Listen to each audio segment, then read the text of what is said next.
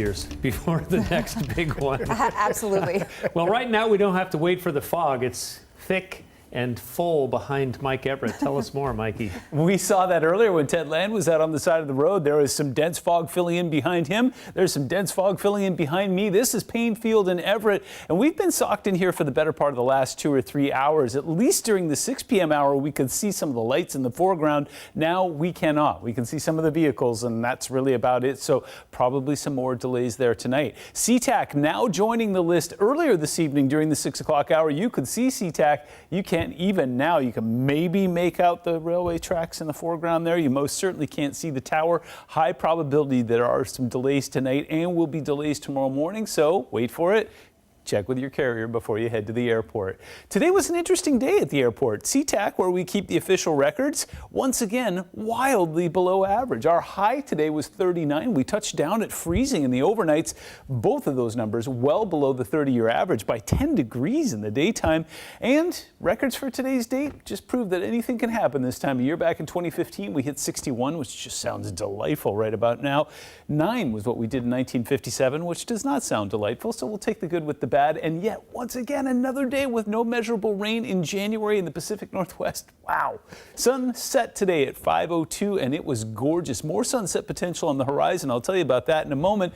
But the big story is that high pressure that's going to keep our air stagnant through Friday. In fact, the stagnant air advisory has now been extended out till Friday. I'll give you some details on that in a moment. But in the short term, without any air circulating in the lower levels of the atmosphere, expect more fog and low clouds night and morning, pretty much until Friday. But it looks like it's going to mix up and out beautifully, give us more sunset potential on Thursday and Friday. And then this weekend, we're going to ease our way back into winter once again. We've got a system moving in. It looks like it's going to bring a front across the region. Timing's a little iffy right now, either late Saturday night or early Sunday morning, but it looks like it's going to put some rain down on the low levels on Sunday and put some snow up above 2,000 feet. Folks at the resorts are very happy about that. Go 17 satellite. I've got it on a loop, so that's why it's moving right now, and it's kind of hard to see. But this is the Puget Sound, and for most of the day today, all of the fog was really stubborn about leaving the eastern edge of the Sound. As we go into nightfall, though, we're starting to see that creep a little farther west and make its way across the entire Sound. So once that clears out tomorrow, the big question is will we see sky? Well, this is 5:30 in the morning. There will be very dense fog and low clouds down towards the southern portion of the Sound. But then as we go through the day tomorrow, 11 o'clock in the morning, it all goes away. It's going to be beautiful. Now, there will be some mid and upper level clouds out there. This is 5 o'clock tomorrow night, so sunset potential, oh, so good. I think it's going to make for some fantastic photos. Can we do it again on Friday?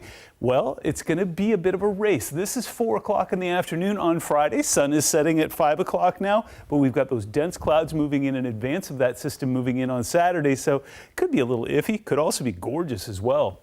Stagnant air advisory is in place now through Friday. It was supposed to expire today, but we still can't get the air to circulate. So here's what we're looking at. Morning fog again tomorrow. We'll see it again on Friday. And then as we go into the weekend, we're going to switch gears and get some rain on the ground on Sunday and some snow back up in the mountains.